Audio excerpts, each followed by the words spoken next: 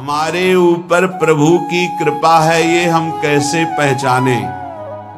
ये 8 लक्षण प्रकट होने लगते हैं जिसके ऊपर प्रभु की कृपा होती है। हमारे ऊपर प्रभु की कृपा है ये हम कैसे पहचाने? तो ये 8 लक्षण प्रकट होने लगते हैं जिस पर हरिजू की प्रियाजू की कृपा है। पहला, घोर अपराध करने वाले के प्रति भी दया की भावना, शांति पहला लक्षण है। भाव में भी पहले शांत भाव है। हमारे ऊपर श्री हरिजू की कृपा है, इसकी पहचान ये 8 लक्षण। पहला, शांति, अर्थात घोर अपराधी के प्रति भी गुस्सा ना क्षमा करना, ये हरि की कृपा का लक्षण है। देख लो भाई, घोर अपराधी शब्द तो जाने दो, जरा सा प्रतिकूल हो जाए तो लाख समझाओ पर भ्रकुटी तनी रहती है। भला ऐसा है? अपराधी पर भी क्षमा का भाव होना, ये हरि कृपा पात्र में ही होगा, अन्य में नहीं। अगर अपने हृदय में ऐसा लगे कि ऐसा नहीं है तो हरिजू से प्रार्थना करनी चाहिए कि कृपा करो मेरे में सामर्थ्य आवे। दूसरा, अनुसूया, वो किसी भी के प्रति कभी भी कोई दोष दर्शन ही नहीं करेगा। दोष कथन, दोष श्रवण की तो बात जाने दो। अनुसूया, दूसरों के गुणों में दोष ढूंढना ये नहीं होता, हरि कृपा पात्र में नहीं होता। ये सब भजन के नाश करने वाले, जैसे पहला अपराधी पर क्रोध कर देना, तो माया ने भेजा इसीलिए था कि तुम्हारे साथ व्यवहार ऐसा करे कि तुम क्रोध करो। क्रोध करोगे तुम्हारी ऊर्जा शक्ति नष्ट हो जाएगी, अध्यात्म में जो चलने की थी। और कहीं तुमने संकल्प कर लिया तो भजन शक्ति नष्ट हो जाएगी। तो अगर भजन बल है तो गया, जरूर उसको दंड मिलेगा, पक्का मिलेगा, 100% मिलेगा, लेकिन आप खाली हो गए। ना भजन करने की वृत्ति रहेगी और ना भजन रहेगा, दोनों बात। अनुसूया, किसी के सद्गुणों में दोष देखना, गुणों में दोष ढूंढना, ये हरि कृपा पात्र में नहीं होता। ये बहुत मंगलमयी बातें हैं जिससे हमारा भजन मार्ग पुष्ट होता है। तीसरा, वो बाहर से और भीतर से पवित्र रहता है, हरि कृपा पात्र। शौचाचार का ज्ञान होना चाहिए, वस्त्र आपके पवित्र होने चाहिए, ये बाहरी जल रज आदि के द्वारा बाहरी पवित्रता। और निष्कपटता, निश्चलता, सत्य भाव, ये अंदर की पवित्रता है। अगर कपट है, छल है, असत्य है तो हृदय मलिन रहता है। भीतर और बाहर से पवित्र रहना, इसमें खास बात क्या है? भीतर और बाहर से पवित्र रहने में, भीतर और बाहर से सदैव पवित्र कौन रह सकता है? तो बोले जो पुंडरीकाक्ष भगवान श्री हरि का प्रियाजू का स्मरण करता रहता है, वो शवायाभ्यंतर शुचि, वो बाह्य और अभ्यंतर दोनों से पावन रहता है। तीसरी जो कृपा का लक्षण है, अर्थात वो सदैव भगवत चिंतन परायण, शौचाचार का पालन करने वाला, बाहर और भीतर से हरि कृपा पात्र पवित्र रहता है। चौथा, ऐसे कार्यों का अनुष्ठान न करे जिनमें हमारा भजन छूटता है, जिनमें सत्य छूटता है, जिनमें भगवत भाव छूटता है। जैसे आपके ऊपर कृपा हुई, आप भगवत मार्ग में चल रहे हैं, अब आप ऐसे संसारिक कार्यों का अनुष्ठान कर रहे हैं जिनमें आपकी चित्त वृत्ति बिल्कुल भगवत विमुख हो रही, तो जीवन का लाभ क्या होगा? लाभ तो है भगवत स्मरण सहित। कल एक ने प्रश्न किया कि मैं खाता तो नहीं हूं लेकिन मांस के दुकान में मांस बेचता हूं, होटल है, क्या उचित है? ये उचित कैसे हो सकता है? तुम और भी तो व्यापार कर सकते हो। जरूरी है धर्म का पालन करने की इच्छा करते हो, धर्माचरण करते हो, ऐसा नहीं।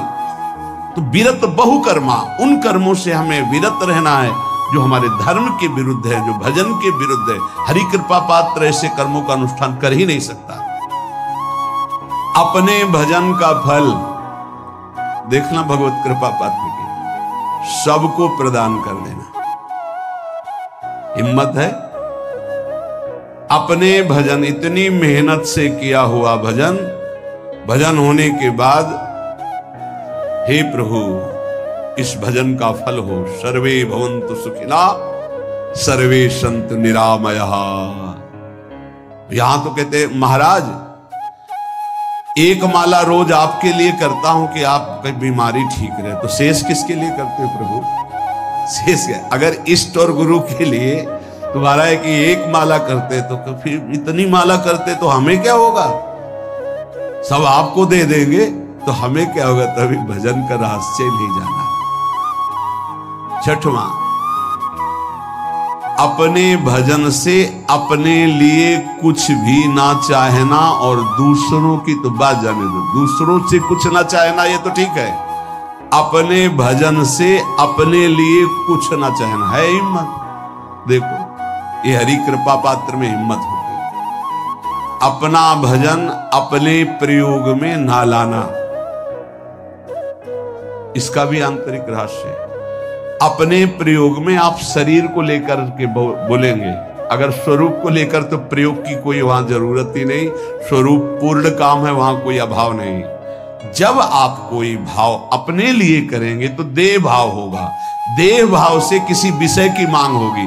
विषय पूर्ति भजन का फल नहीं होता, भजन का फल होता विषय निवृत्ति।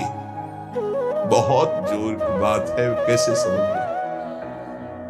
अपने भजन का भी फल अपने लिए नहीं, दूसरों से कुछ चाह रखना तो बात ही जाने दो, भजन से भी कोई अन्य सुख की चाह नहीं। क्या चाहिए? भजन ही बनता रहे, भजन का फल भजन बनता रहे, खूब निरंतर जप करते रहे। सातवां, किसी भी मान सम्मान कीर्ति पद प्रतिष्ठा के मिलने पर हृदय का असंतुष्ट हो जाना, यह हरि कृपा पात्र का लक्षण होता है। प्रणाम नमस्कार जय हो तो हृदय में असंतुष्ट हो जाना चाहिए। कोई किंचन मात्र अभिमान न उदय हो जाए। प्रभु बचाओ, ये माया की चकाचौंध से बचा लो नाथ। कौन सा अपराध बन गया कि आपकी जय की जगह यहां हमको ऐसा सुनना पड़े। मान प्रतिष्ठा कीर्ति जिसके लिए बड़े बड़े लालायित रहते, हरि कृपा पात्र को विष की तरह चुभती है। और आठवां, किसी भी प्राणी समुदाय से संबंध ना रखते हुए सब पर दया की भावना, सब पर कृपा की भावना, सब पर करुणा मैत्री पर किसी से ममता नहीं। ये सूत्र बहुत व्यवहार में प्रयोग करने योग्य है। सबसे करुणा और मैत्री पर किसी से ममता नहीं।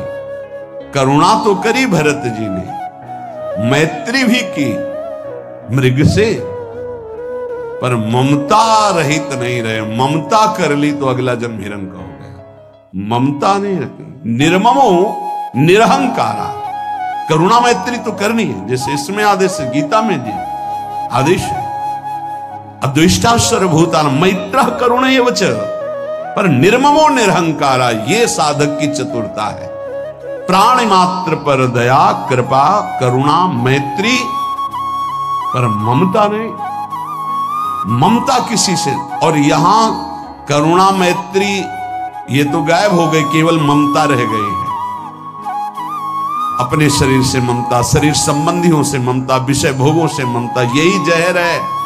संबंध में ये ममता ही जहर है, विचारों में अहंकार जहर है, कर्मों में ये आसक्ति जहर है।